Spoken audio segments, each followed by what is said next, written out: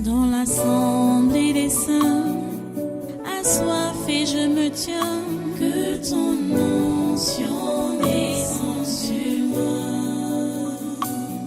Conscient que mon destin est dans le creux de ta main, que ton onction descende sur moi. Je suis disposé, assoiffé, que ton onction descende sur moi. Je suis disposé, assoiffé,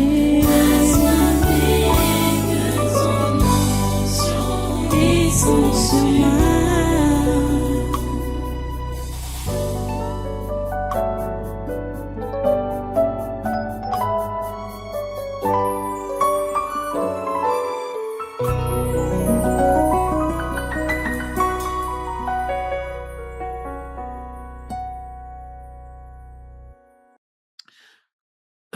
Les amis, ceux qui ne comprennent pas les choses spirituelles peuvent dire que, pasteur, tu es extrémiste.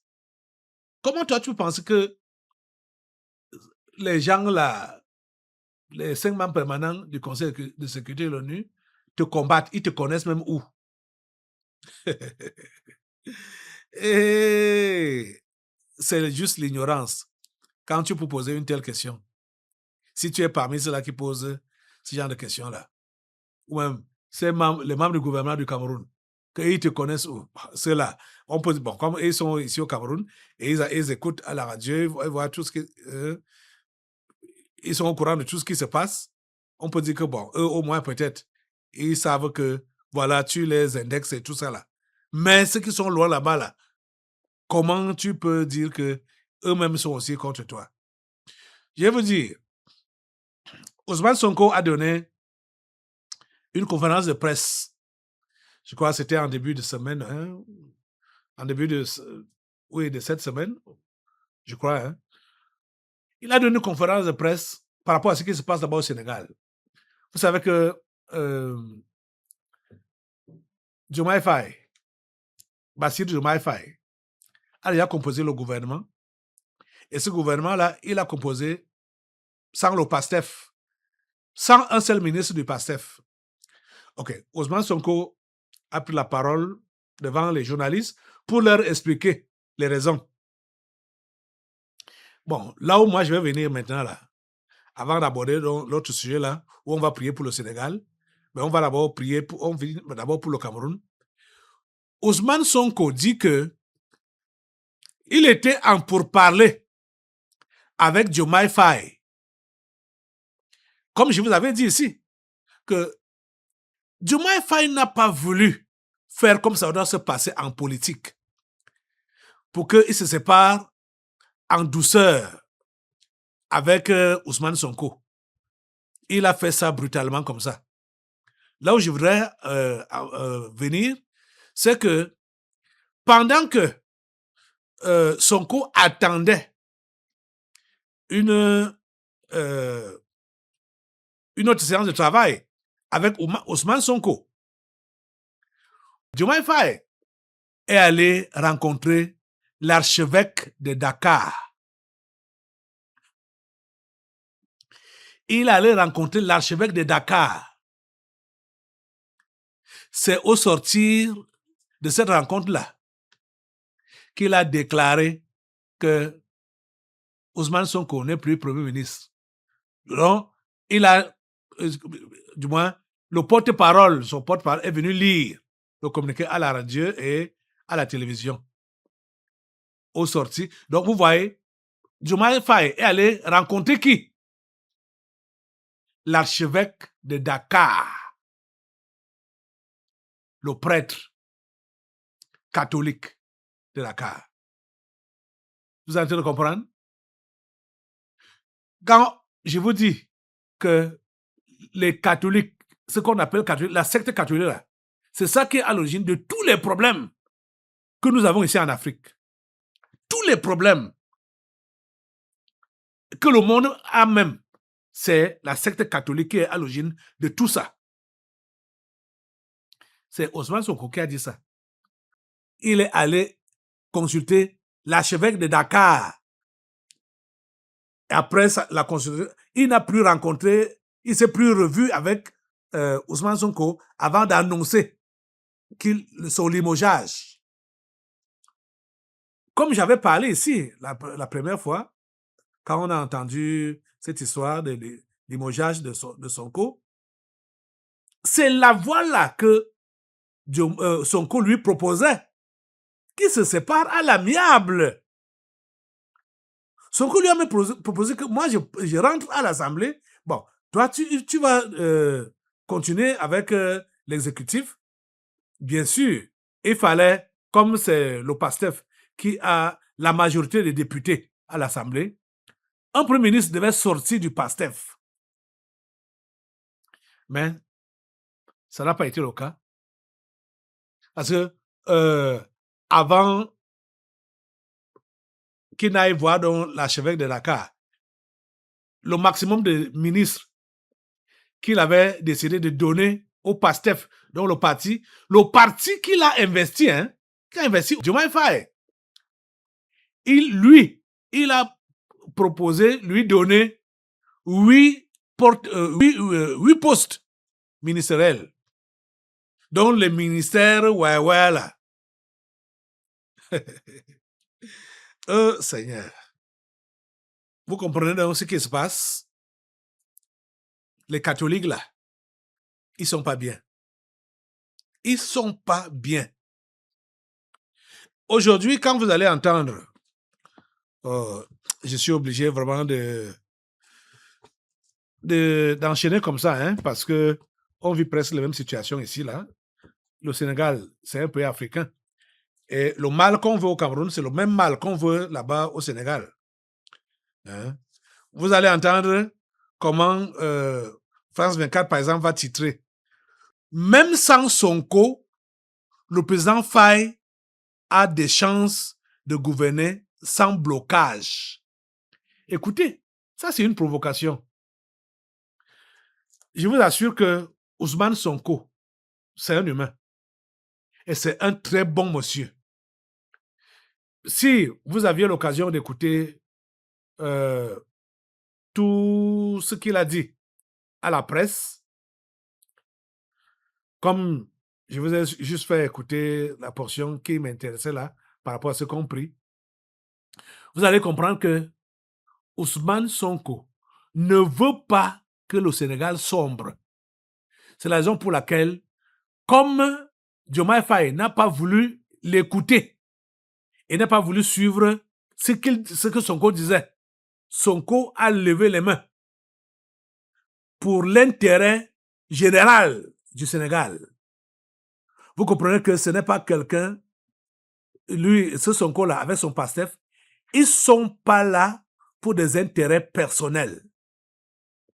C'est l'intérêt supérieur de la nation et même de l'Afrique qui compte pour eux.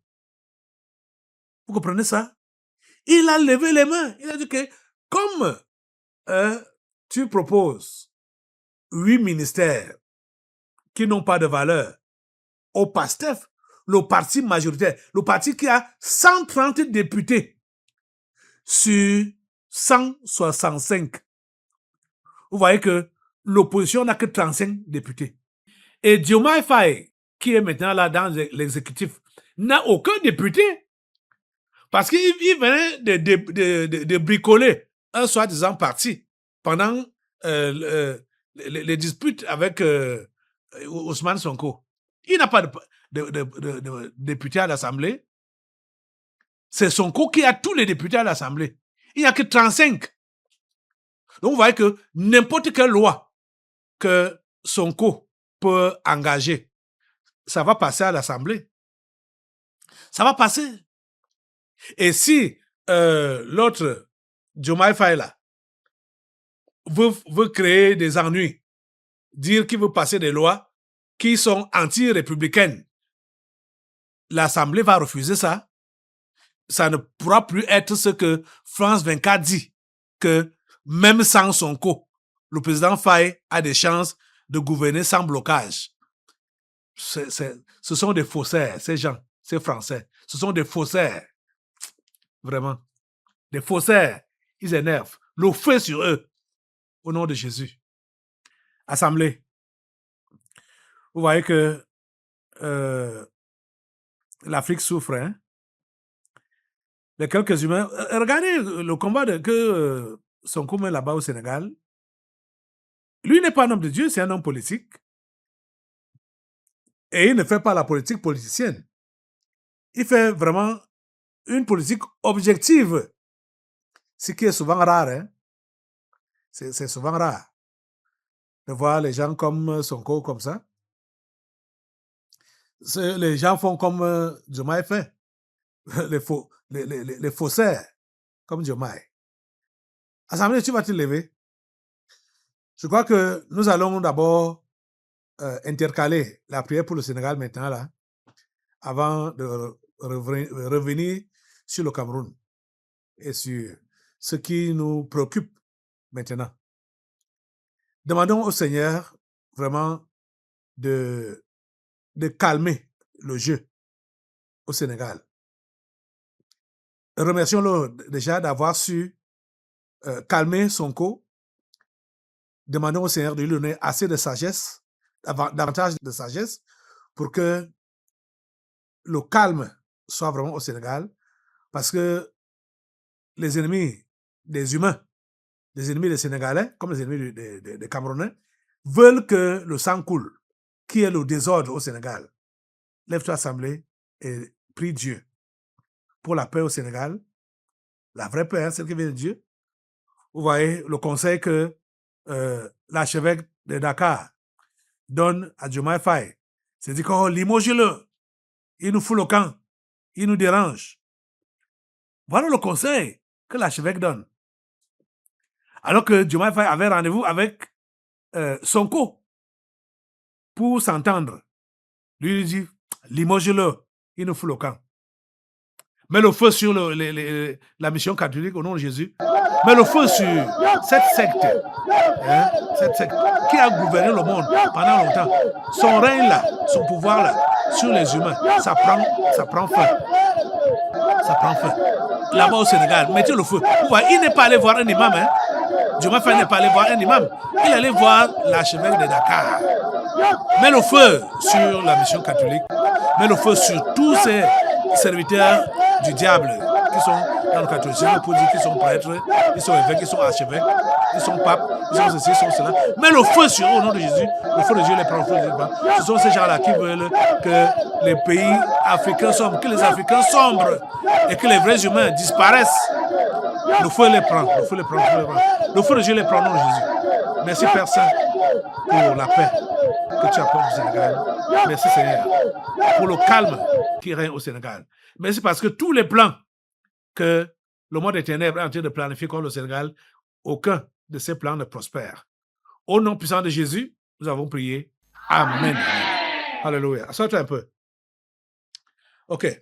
On revient chez nous ici, là. Même quand on va encore repartir à l'étranger, il y a beaucoup de prières à faire aujourd'hui, les amis. Nous sommes obligés de les faire. Hein? On n'a pas le choix. Maintenant, on revient sur l'affaire de Martinez Zogo, l'assassinat de Martinez Zogo. Comme on a commencé, je vous dis que ce n'est même pas encore fini. L'affaire de Martinez Zogo n'est pas encore finie. Ils veulent maintenant m'assassiner aussi. Ah! Hey. Ils veulent m'assassiner. Et vous savez que depuis longtemps, ils sont en train de travailler pour dédouaner Jean-Pierre Amogubelinga et Maxime Eko. Ils veulent les dédouaner. Et pourtant, quand je vois le témoin qui est passé cette semaine, le témoin de cette semaine, depuis lundi et mardi, il a fait 2 jours.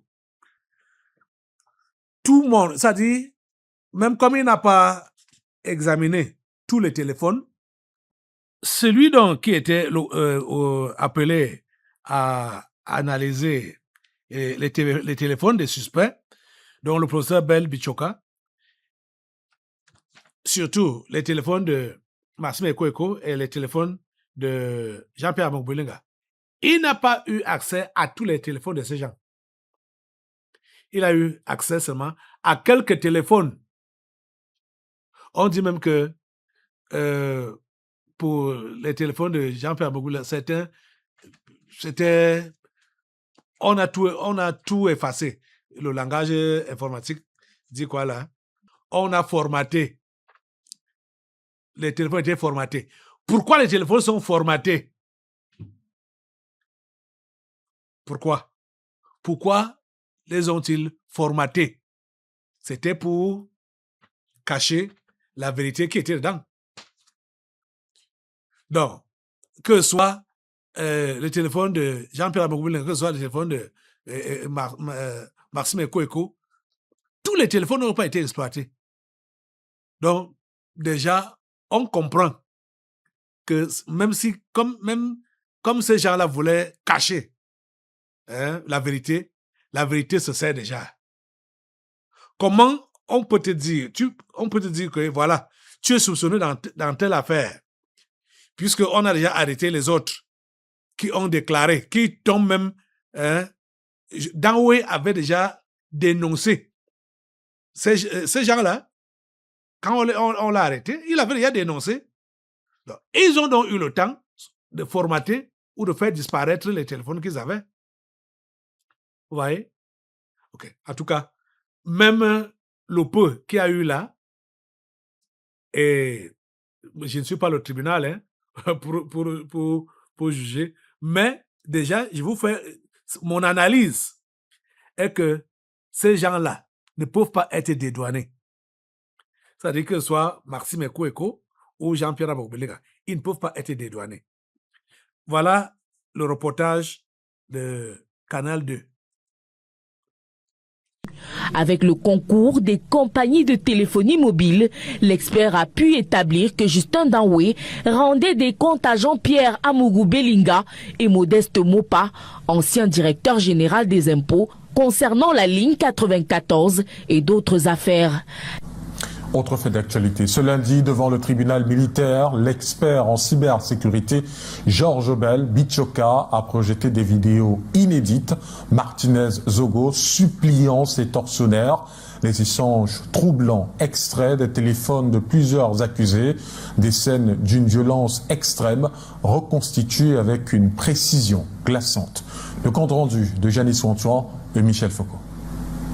Depuis le 17 janvier 2023, date de sa disparition, Martinez Zogo n'était plus apparu en vie. Ce 1er juin 2026, on le revoit agonisant sur une vidéo issue de l'exploitation du téléphone de l'accusé Justin Danwé, ancien chef des opérations de la DGRE. Le journaliste d'Amplitude FM apparaît tout nu, attaché, bâillonné, une oreille sectionnée, le corps ensanglanté et le visage tellement tuméfié qu'il est méconnaissable. Il implore la clémence de ses bourreaux. Dans la salle d'audience du tribunal militaire, c'est le choc. La vidéo projetée n'est qu'une infime partie du rapport produit par l'expert. Georges Bell Bichoka déclare avoir analysé 5 téléphones dans la phase de l'enquête préliminaire, 2 appartenant à Justin Danwé et 3 appartenant à Maxime Eko, ancien patron de ce dernier. Sous le regard ému de l'assistance, des captures d'écran, d'échanges glaçants entre Justin Danwé et d'autres accusés défilent. Le détail dénote, révèle l'horreur. Il est mort. Je crois qu'il est mort d'asthme. Je le pense aussi. Je suis inquiet. Ne vous inquiétez de rien, il n'y aura rien si vous ne dites rien. Je regrette tout de même le fait que X n'ait pas exécuté la consigne. Comme destinataire, les regards se portent sur Oumarou Vincent Kodje, en fuite, mais dont le compte Google a permis de croiser les données. Dans un extrait audio, dans et ordonne par exemple de filmer la cible et de filmer la souris nue. Avec le concours des compagnies de téléphonie mobile, l'expert a pu établir que Justin Danwé rendait des comptes à Jean-Pierre Amougou Belinga et Modeste Mopa, ancien directeur général des impôts, concernant la ligne 94 et d'autres affaires. La session se poursuit ce 2 juin avec l'interrogatoire de l'expert par la partie civile. Ok, vous avez suivi. Ils ne vont pas être dédouanés. Même s'ils font comment, même s'ils monnaient n'importe comment, ben, il y a quelque chose avec les médias. Aïe. Les médias, normalement, sont appelés à être impartials, à faire des analyses objectives. Mais vous allez suivre certains reportages, comme quand j'ai suivi le reportage de Vision 4. Hey, Anti. Tu sens et tu vois la partialité. Comme Vision 4, c'est le média de Jean-Pierre Amougou Belinga. Donc vous comprenez que ça ne peut être que partial. Ok. Nous sommes en séminaire. Hein? Le premier jour, c'est aujourd'hui. Nous aurons encore à venir ici demain à la même heure, samedi matin à 8h et dimanche à 7h. Le prochain sujet est un sujet qui nous tient à cœur, nous tous, des vrais Camerounais. Il s'agit du sujet du remaniement ministériel, le nouveau gouvernement qui doit être formé. Dimanche, nous avons assisté à une délivrance ici qui nous faisait savoir qu'il y avait des séducteurs qui avaient une double mission. Une mission auprès du Tabernacle de la Liberté, donc auprès de nous ici, vous et moi, et une autre mission auprès du chef de l'État, le président Paul Biya.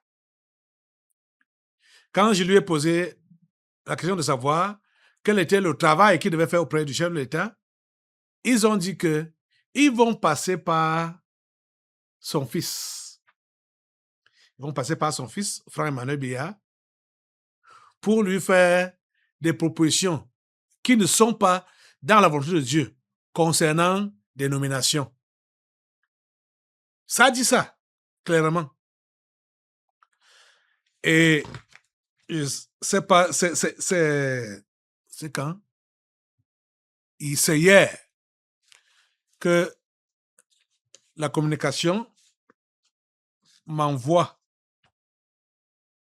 cet article qui dit guerre des clans à étudier.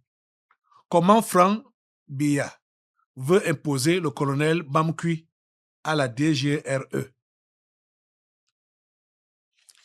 J'étais dépassé quand j'ai lu juste le titre là, sachant que nous avons assisté à une délivrance qui parlait dans le sens de séduire le chef de l'État par les propositions de Franck-Emmanuel Biya. J'ai été très touché. Les amis, je vous demande vraiment que nous devons prier, beaucoup prier pour notre frère Franck-Emmanuel Biya. Pour que le Seigneur Dieu Tout-Puissant soit vraiment avec lui, pour qu'il ne se laisse pas influencer par les séducteurs. Oui. Il faut vraiment qu'il soit épargné. Celui que lui veut proposer à la DGRE, c'est un colonel en retraite. Et si je vous lis l'article-ci, vous allez comprendre. Écoutez, je vais un peu vous lire.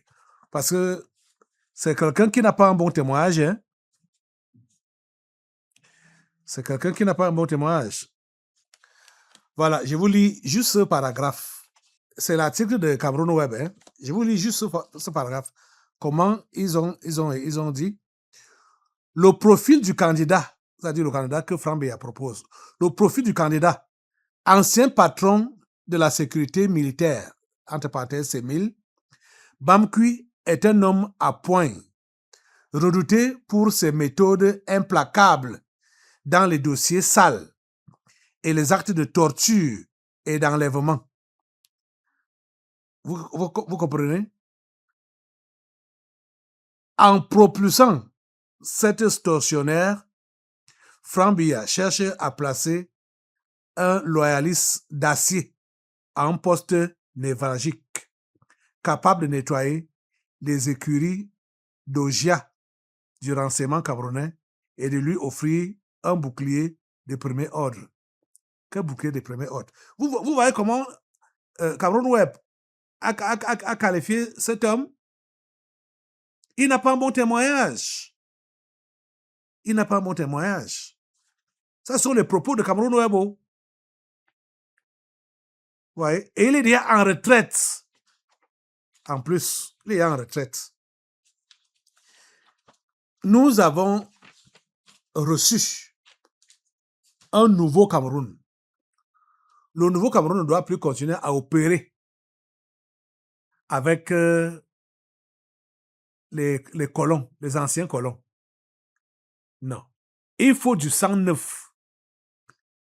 Nous devons prier vraiment pour que Dieu amène Franck Beya à le comprendre.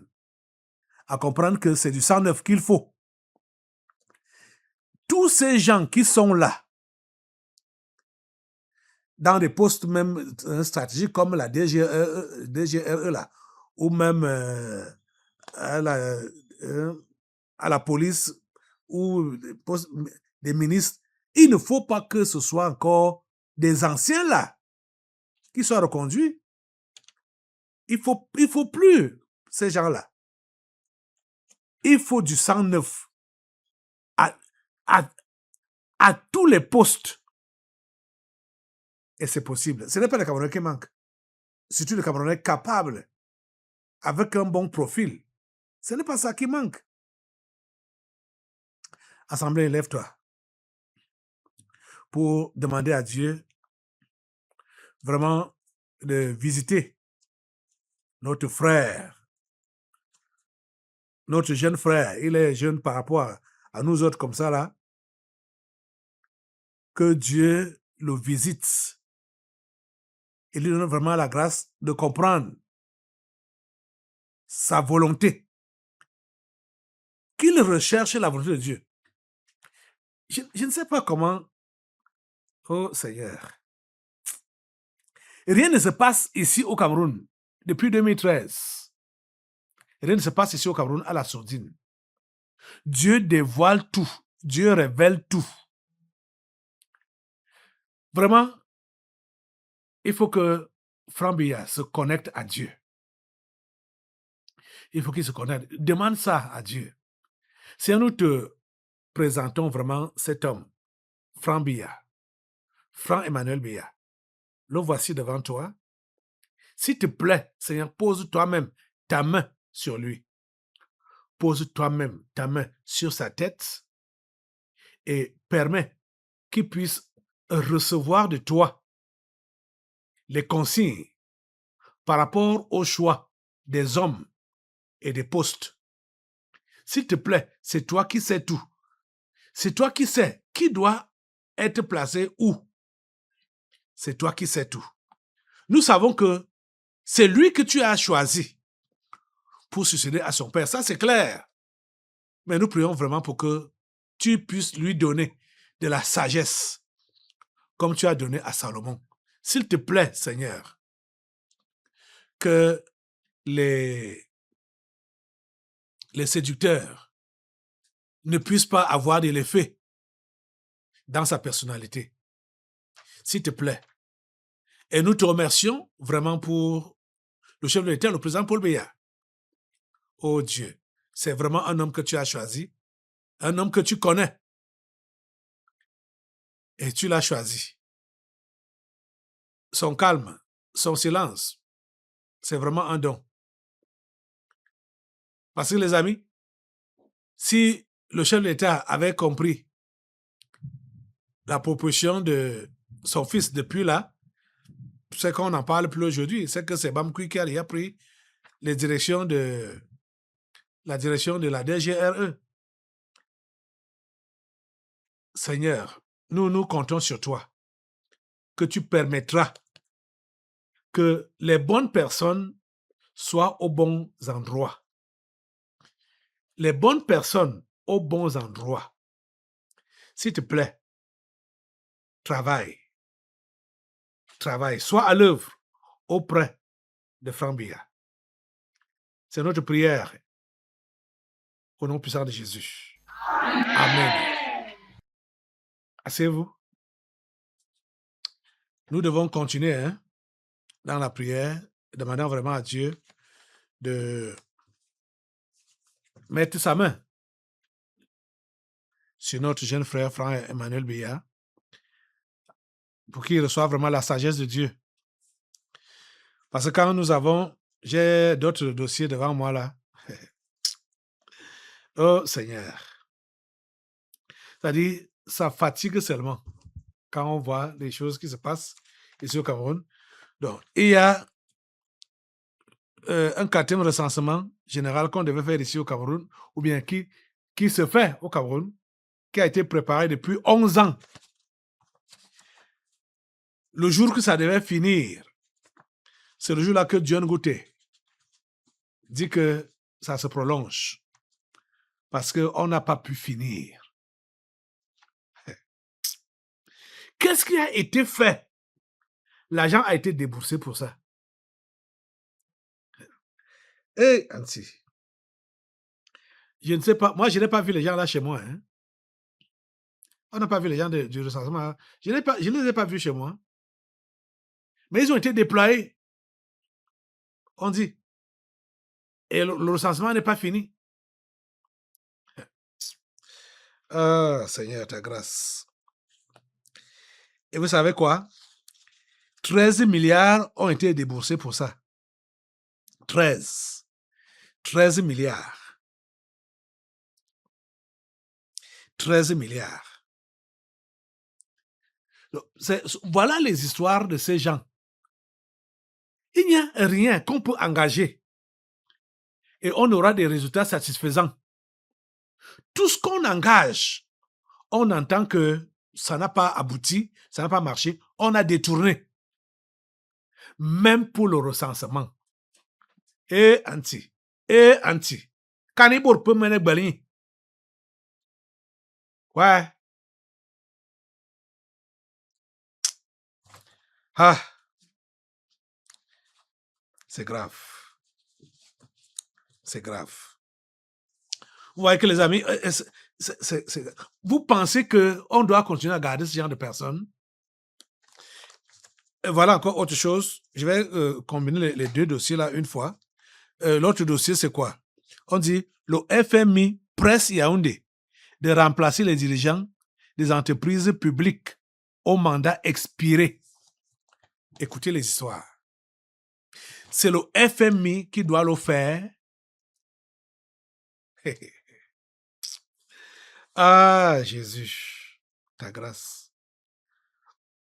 Le FMI presse Yaoundé de remplacer les dirigeants des entreprises publiques au mandat expiré. Donc, il y a plusieurs dirigeants des entreprises publiques dont les mandats ont expiré depuis. C'est le FMI qui doit maintenant presser Yaoundé pour les remplacer. Ça, c'est quelle histoire qu'on vit ici, là. Ah. Ceux qui sont chargés de ça ne font rien. Ils font rien. Parce que je crois que dans tous ces domaines, il y a des gens chargés de veiller, de veiller, de surveiller, tout ça là. Pour donner seulement le rapport au chef de l'État. Le chef de l'État, c'est seulement qu'il doit signer. Mais ces gens-là n'ont rien fait. Ils n'ont rien fait. Seigneur, ta grâce. Seigneur, tes grâces. Assemblée, qu'est-ce qu'on fait? Qu'est-ce qu'on fait? Lève-toi sur 2 pieds. Juste pour... on est fatigué de ces gens. Joseph John Gauthier et tous ces gens, on est fatigué. On est fatigué de ce gouvernement. On est fatigué de cette administration. On est fatigué. On est fatigué. S'il te plaît, Seigneur, écoute notre cri et change tous ces gens. Toi-même, change tous ces gens. Seigneur, s'il te plaît, écoute notre cri et change tous ces gens. Balaie ce gouvernement du 4 janvier 2019. Balaie-le. Balaie-le, balaie-le, balaie-le. Qu'il soit balayé. Balayé complètement. Oh Dieu, s'il te plaît, agis. Au nom puissant de Jésus. Seigneur, nettoie, de fond en comble, nettoie. Et place des bonnes personnes. Place des bonnes personnes. Que les séducteurs ne puissent pas avoir de la place auprès du chef de l'État pour le séduire et l'amener à nommer des mauvaises personnes ou à maintenir les mauvaises personnes qui sont là. Seigneur, s'il te plaît, interviens. Ô Assemblée, prends le feu de Dieu et balaie ce gouvernement. Balaie-le, balaie-le, balaie-le. Balaie-le, balaie-le, balaie-le, balaie-le, balaie-le. Qu'il soit balayé au nom de Jésus, qu'il soit balayé. Qu'il soit balayé, qu'il soit balayé au nom de Jésus, qu'il soit balayé. Au nom de Jésus, qu'il soit balayé. Et même les dirigeants des entreprises publiques au mandat expiré, qu'ils soient balayés. Balayez-les, balayez-les, balayez-les, balayez-les. Et que de bonnes personnes soient nommées et placées. Oh Dieu, écoute-nous. Écoute notre prière. Au nom puissant de Jésus. Merci Seigneur de le faire. Au nom puissant de Jésus, nous avons prié. Amen. Alléluia. Voilà, tu vas t'asseoir un peu et nous allons passer. On va repartir en Afrique. Vous savez que au Bénin, Patrice Talon n'est plus. Il a passé le pouvoir à l'un de ses enfants fabriqués. Mais on voit que le jeune président là, il a bien entamé sa présidence. Et notre prière et notre souhait est qu'il continue dans le même sens. Vous savez que Patrice Talon avait brouillé ses rapports avec le Niger, le Burkina Faso, bref, les pays de l'AES, puisque Patrice Talon était parmi les gens qui disaient qu'il faut aller attaquer le Niger. Quand son remplaçant est venu, donc, Romuald Wadani, il a déjà même à son investiture, les présidents, du moins les pays de l'AES étaient représentés, étaient là. Et juste quelques jours après son installation, il est allé visiter le Niger et le Burkina Faso. Voilà la vidéo. C'est bien sûr, il est passé par le Nigeria. Et voilà la vidéo. Au Nigeria, c'était une visite privée, hein, d'après ce qu'on a dit. Après ça, il est allé au Niger et puis au Burkina Faso. Voilà ça. Après le Nigeria, c'est au Niger que le président béninois est allé. Arrivé dans la capitale nigérienne, ce 2 juin 2026, où il a été accueilli par le général Abdourahmane Tiani et toute une délégation. Au cours de sa tournée, le chef d'État béninois échangera avec ses homologues des enjeux sécuritaires régionaux, des perspectives de coopération économique et commerciale, ainsi que sur le renforcement des liens de solidarité, d'amitié et de fraternité entre les peuples béninois, nigériens et burkinabés.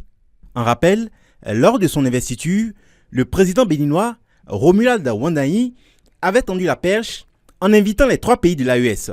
Romuald Wadani serait attendu ce 2 juin à Ouagadougou. Le président béninois Romuald Wadani est arrivé cet après-midi à Ouagadougou, accueilli par le président du Faso, le capitaine Ibrahim Traoré. Il a aussitôt pris part à une séance de travail au palais présidentiel de Koulouba Entre le Burkina Faso et le Bénin, les relations ont traversé des zones de turbulence. Accusations de déstabilisation, divergences sécuritaires et incompréhension diplomatique ont marqué les dernières années. Désormais donc, place à la décrispation. Lève-toi, assemblée, pour prier. Prions Dieu pour que ce monsieur ne puisse pas vraiment suivre les traces de Patrice Talon. Patrice, on ne sait pas si c'est en vérité qu'il allait voir les chefs de l'État de l'AES. Il les a même aussi invités au Bénin. Mais son prédécesseur, lui, il a préféré obéir aux ordres de Macron, de A à Z. Si nous te présentons Romuald Wadani, qui est le président du Bénin, le président actuel du Bénin. Nous te prions, Seigneur, de le protéger. Et nous te prions, Seigneur, de lui donner la grâce de se tenir à l'écart de tout ce que Talon a eu à faire au Bénin, soit contre les Béninois ou contre les pays voisins, surtout les pays de l'AES. Nous te prions vraiment que tu puisses le soutenir et l'aider dans ce travail. C'est vrai que juste après dans son élection, il y a eu des attaques au nord du Bénin. Donc, comme pour lui dire, n'essaye pas de fléchir.